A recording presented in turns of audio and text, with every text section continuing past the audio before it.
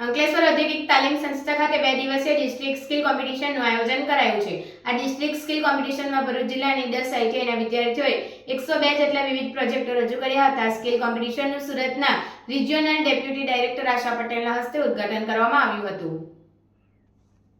વડાપ્રધાન નરેન્દ્ર મોદીએ skill development ઉપર પ્રાધાન્ય આપ્યું છે અને જિલ્લામાં સ્કિલનું ડેવલપમેન્ટ થાય તે માટેના પ્રયાસો હાથ ધરવામાં આવ્યા છે।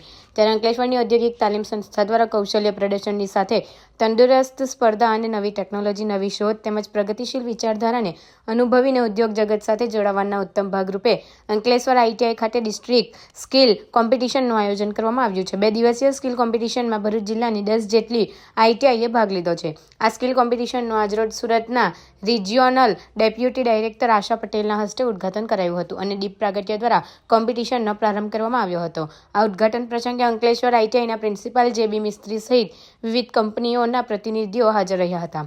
ભરૂચ જિલ્લા ડિસ્ટ્રિક્ટ સ્કિલ કોમ્પિટિશનમાં 10 આઈટીઆઈના વિદ્યાર્થીઓ યાંત્રિક, ઇલેક્ટ્રિકલ, રાસાયણિક, ફેબ્રિકેશન, ઓટોમોબાઈલ, કોમ્પ્યુટર સહિત વિવિધ ક્ષેત્રેના નવીન પ્રયોગાત્મક પ્રોજેક્ટ મળી 102 જેટલા પ્રોજેક્ટ રજૂ કર્યા હતા। તારીખ 20 માર્ચ સુધી ચાલનારી કોમ્પિટિશનમાં અંકલેશ્વર તાલુકાની શાળાના વિદ્યાર્થીઓએ વિવિધ પ્રોજેક્ટોનો નિહાળી માર્ગદર્શન મેળવ્યું હતું।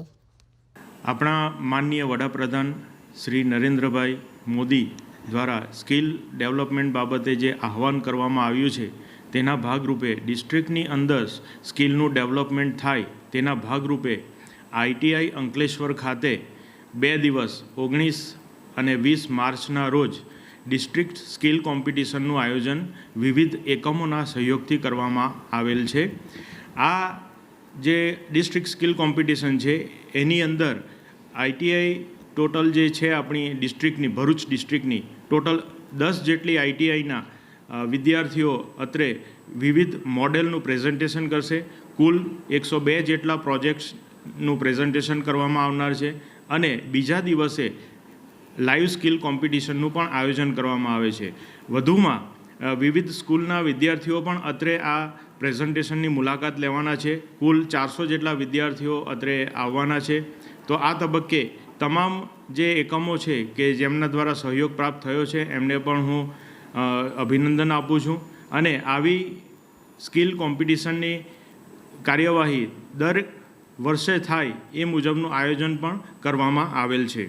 તો આ પ્રમાણે આ ડિસ્ટ્રિક્ટ સ્કિલ કોમ્પિટિશન વધુમાં વધુ સફળ થાય તેવી એક શુભેચ્છાઓ પાઠવું છું। મારું નામ દિનિયા દિલસદ છે। મેં આઈટીઆઈ અંકલેશ્વરમાં ભણું છું અને મારો પ્રોગ્રામ સેટેલાઇટ કોમ્યુનિકેશન પર છે।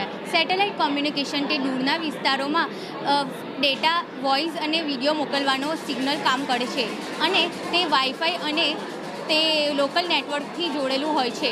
લોકલ ટાવર લેપટોપ અને કોમ્પ્યુટરથી જોડેલા હોય છે જે સર્વર બિલ્ડિંગના અંડર પર જોડાયેલા હોય છે અને તે વાઈફાઈના થ્રુ ગાડીઓ જે ઇલેક્ટ્રોનિક કાર હોય છે અને જહાજો હોય છે તેના અંદર ડિજિટલ મેપના થ્રુ આપણે ડેટા અને જે આપણે આજકાલના એમાં કે આંધી આવવાની છે કે નહીં તે ખબર પડે છે। Thank you. મારું નામ રોશન સિંહ છે। મેં મેકેનિક ડીઝલ કરું છું આઈટીઆઈ અંકલેશ્વરમાં અને મેં અમારી ગ્રુપે આ કોમ્પ્રેસર એર એન્જિન બનાવ્યું છે જે કોમ્પ્રેસ એરથી ચાલુ છે અને આ વિષય ઉપર ટાટા મોટર્સ ધ કેટ કરીને ઇન્વેસ્ટ કરે છે, સર્ચ કરે છે કે આ એરો ઇકો ફ્રેન્ડલી છે અને એ ફ્યુચરમાં કામ લાગશે અને ફ્યુલ ફ્રી છે। આની અંદર કોઈ પણ જાતની ફ્યુલ નહીં લાગશે, કોમ્પ્રેસ એરથી ચાલશે, ફ્રી ઓફ કોસ્ટ।